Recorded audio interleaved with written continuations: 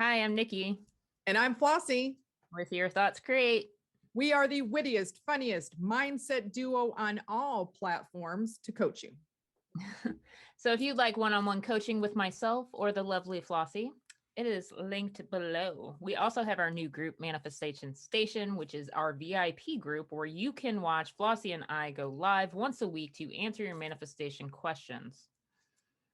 And if you haven't checked it out already, Nikki has a brand new manifestation evaluation that is done via email. So for those of you who need translation type services or are on a budget, check it out. Links will be in the description box below, as well as links for my SP course, which is 3 courses in one: how to become a master manifesting, how to become the best version of yourself, and how to manifest your SP and create that long lasting relationship that you want. So today's video, why do you feel like you don't want your SP anymore? Well, it's actually from several different possibilities of reasons, and they kind of intertwine a little bit. And Nikki and I are going to explain why that is. But one of them is that you took the SP off the pedestal. As I've said it before, and I've said it again, there are times that your SP is on the pedestal and it looks like this. They're up there, you're down here, you're looking up there at them. They seem unobtainable. They seem out of reach. They seem above you. And when you level it out, and now you're more like this, or even they're slightly below you, now they seem obtainable, and you're not feeling your feelings around it change, as Nikki's going to explain in a minute. But when you take them off the pedestal and you put yourself on there, for some people that translates into feeling like, do I want this anymore? And Nikki's going to explain that now. So a lot of that time coming down off the pedestal means that you have gotten rid of the anxiety, the desperation, and this obsession that you may have had around your SP. And that includes lack too, lack, longing, reunion scenes, all the things in between we tell you guys not to focus on. So that is you clearing all that resistance and all that anxiety out. So what that looks like to me and what it looked like in my situation was I felt weirdly calm, almost a calm to where I was anxious again. I would call it Flossie and be like, why do I feel like this? I'm so anxious and I don't know why. It was like a little kid before Christmas. You know, Christmas is coming and the presents are going to be there, except I didn't know when Christmas Day was. So I kept having this back and forth anxiety, calm anxiety, calm anxiety. And I realized then he was no longer on the pedestal. Now there was an even playing field. And now that desperation, that lack, that obsession was no longer there. And I felt like not that I was above him, but he just wasn't a need anymore. Now he was a want. Exactly. It's kind of switching from the desperation, the lack, the strangling your life out of your manifestation to a preference, which means you still want it, but it's not like you're going to die and stop breathing without it. And the thing is that I think that in our societies, we're so used to feeling that desperation and lack and that anxiety and that neediness towards a partner or a significant other, than when we don't feel that way. For some people, it's like, do I even want this anymore? And it's like, no, you're finally in a normal state. You're in your normal state of where you should be, but it feels so different that people don't recognize it. Right, right. A lot of people in this society anymore are in flight or fight mode. Mm-hmm. And you have to have it. Everything's now, have to have it now. So coming to that place of peace when you step into your power, which Flossie will explain in a moment, when you step into your power and you feel at peace with your manifestations, it's a whole new state that you're not used to.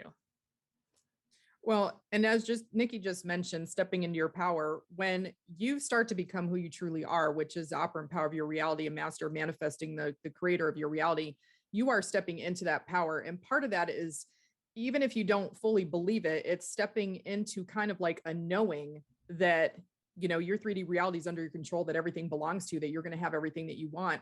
And so that brings about a calmness that can change how you are feeling physically, like even have a different physical response. And when you're working on your self-concept, that's also stepping into your power. You are affirming for you. You're feeling better about yourself. You're, you know, improving your self-esteem, how people see you, how they're treating you, how you see yourself, how you would now expect to be treated. All that's changing, and you are elevating yourself. You're having some self-realization. You're elevating yourself. And because, like I said, that they all work together, you're elevating your self-concept, stepping into your power. A lot of times that kicks the SP right off the pedestal. It's like one of the hooks that yanks them right off of there. And then you're also like, because you're feeling better about yourself and stepping into your power and the knowing, and they're coming off the pedestal, that desperation lack is going away. And it can be any of those things or a combination. But when that happens, like I said, you're feeling different internally. You're not feeling that resistance and anxiety. And then it's like, do I want this anymore? Because I don't feel desperate for it anymore. Right, right. So there's several different reasons why you may not feel like you want your SP anymore. The first reason is you've taken them off the pedestal and now you have stepped into your power, your self-concept. You know who you are. The other reason could be, in fact, that you've outgrown them. That actually does happen to people. And, it doesn't happen to everybody, but it does happen to some people. And as you have this self-realization and you realize who you are, as much as I've said this before, and I'll say it again, sometimes you realize that your SP is literally the busboy from Denny's. And when you know you're powerful, it's like, why do I want the S-boy, the busboy from Denny's when I can literally have Aquaman? Do I want to recreate this whole entire person to be actually what I want and to be what I consider to be my equal now? Or like Nikki said, you've kind of outgrown them. Like in my situation, I manifested my original SP back. Like he showed up at my door asking to basically get on the dirty with me. He was talking about reconciliation. I refused him. I rejected him. I told him no.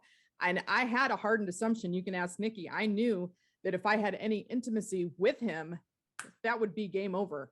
He'd be mine. He'd belong to me. And I have a very strong assumption about that just based on our relationship. Well, I rejected him fully, completely. Why? Because for me personally, my self-concept was so high. And in my relationship, I had manifested some things that to me have always been a deal breaker. Sometimes we have deal breakers. I have them. And I decided, and it took me a while to come to this decision. I actually had to affirm for clarity, but I know that I manifest him back. I know that if I wanted him back, I could have him back. The thing is, I don't want him back. Why? Because I'm not going to compromise my integrity and my core values that I want to hold on to just to have him. I actually realize that I do not love him enough to sacrifice me to have it, because I would have been sacrificing myself and what I believe in order to stay on that manifestation. To me, everybody's different. But if you've manifested a situation with your SP that you are now consciously awake and your self-concept is high, and you're like, you know what? I know I manifested things that were negative, but those things I manifested were deal breakers for me. And I don't want to be in a relationship with a person who treated me that way, even though I handed them the script. I don't care. That's fine. You can manifest who you want, write your list, get what the fuck you want. But if it's just a matter of, I'm not sure because I'm not feeling anxious, affirm for clarity. Exactly. And we have all, as coaches, at one time or another, affirmed for clarity with, is this really a true desire? Or is this just something I feel like I need to do? Now, with me, I manifested back my original SP, and that is who I decided I wanted. However, everybody's situation and circumstances looks different. And I ended up with an SP2 right before SP1 showed back up. So Nikki's in limbo. Let's just put it that way. Anyway, Nikki was in limbo. Nikki knows exactly what she wants and who she wants now.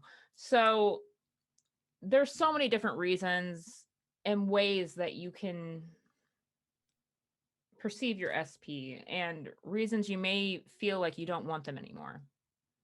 You can always have exactly what you want. You can always manifest your original SP, but only you can decide if that's what your true desire is and what you truly still want. And it's okay to feel such a calm that you have like a little bit of indifference towards that manifestation. The indifference doesn't necessarily mean that you don't want it anymore. It's just, it's not on the pedestal. You're not holding it above you, and you're seeing it for what it truly is, which is an experience preference. I mean, we really just, when it boils down to it, we have experiences that we want to have. We want to feel certain ways. We have preferences. It doesn't mean that anything's positive or negative. It's just what we prefer. And when you take them off the pedestal and you're stepping into your power and you're feeling awesome and the desperation and lack is gone, sometimes we feel like I would like to experience this, but I don't need it. I don't have to have it. We're not, like I said, not used to feeling that way. But as Nikki said, if you're feeling one way, you can affirm for clarity and you can discover what you truly want, because your God self will tell you, you will end up getting the clarity that you want. Just like I got the clarity that I've wanted. It's not that I manifested him back and I could have whatever it is that I want. And it's just a discovery that I couldn't figure out why, like, I really struggled to like that, why I told him no, why I turned it down when I had wanted it for a long time, and I talked to Nikki a lot about it. And we just ended up, like, at the end of the day, when I was affirming for clarity and Nikki and I had a conversation, it was like, it dawned on us, like in a conversation, that it literally was my situation that I manifested went so much against my core values that I just could not let that go. And I don't want to let it go because it's part of who I am and what I believe in. And I'm not going to let that go. Right. And that really boils down to your self-concept, who you are at your core.